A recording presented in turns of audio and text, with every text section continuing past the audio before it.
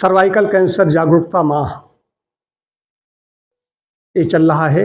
जनवरी भर cervical cancer, गर्भाशय ग्रीवा कैंसर को लेकर के जागरूकता पैदा करने के उद्देश्य से ये महीना पूरा घोषित किया गया है कि जनवरी भर महिलाओं को जागरूक किया जाए। गर्भाशय ग्रीवा कैंसर को रोक सकते हैं, इस विषय है 2025 का। समझने की बात यह है ये क्यों हो रहा है। इसमें एक वायरस को लेकर के बात की जा रही है, उसके टीकाकरण के बात की जा रही है। हालांकि विषय तो गायनकोलॉजी का है, लेकिन एक चिकित्सक होने के नाते महिलाओं को जागरूक करने के लिए 30 वर्ष से ऊपर की जो महिलाएं हैं सभी के लिए नियम की बात बता रहा हूं। जो है आंकड़े हैं को समय समय पर अपनी जांच कराती रहें। जो WHO के आंकड़े हैं वो ऐसे आए हैं कि उसमें लाखों महिलाओं की मृत्यु होती है।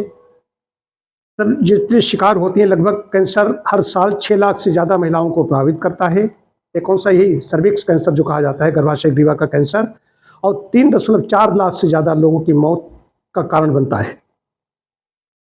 तो रोकथाम, इसको हम रोक सकते हैं। कैसे रोक सकते हैं? पहले से ही कि HPV जो वायरस है, मानव जो ह्यूमन पेप्लोमा वायरस, उसके खिलाफ टीकाकरण, स्क्रीनिंग टेस्ट होना चाहिए। उसके पैप टेस्ट वगैरह जो होते हैं, प्रारंभ में ही जो किशोर में ही 15 साल की आयु में, 15-16 में जो जैसे इनके मानक हैं, 12 वर्ष की आयु से लड़कों और लड़कियों के लिए इस वैक्सीन की सिफारिश करता है।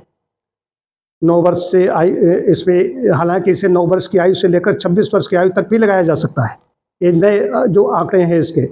तो टीकाकरण की बात इसमें कही गई है, उसका नियमित जांच करने की बात कही गई, नियमित स्क्रीनिंग टेस्ट की बात कही गई, पैप टेस्ट है, HPV टेस्ट है महिलाओं के लिए। उसके बाद में उनके आहार विहार लेकर के, हेल्दी लाइफ स्टाइल के लिए इसमें बात कही गई है कि कई ऐसी महिलाएं आती हैं जो कहती हैं कि उनका पीरियड नहीं हो रहा था और बरसों बाद पीरियड शुरू हो गया, पीरियड बंद हो गया था, फिर कई वर्ष बाद शुरू हो गया।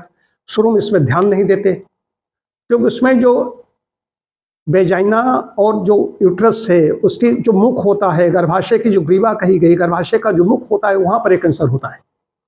उसके कारण कई हैं। कम उम्र में विवाह, कारण भी कई हैं। कम उम्र में जिनका विवाह हुआ है, जिनके 2 संतानों के बीच में कम अंतर रहा है, कम अंतराल पे 2 संतानें हुई, जल्दी जल्दी जन्म हो गया, ऐसे कई कारण हैं।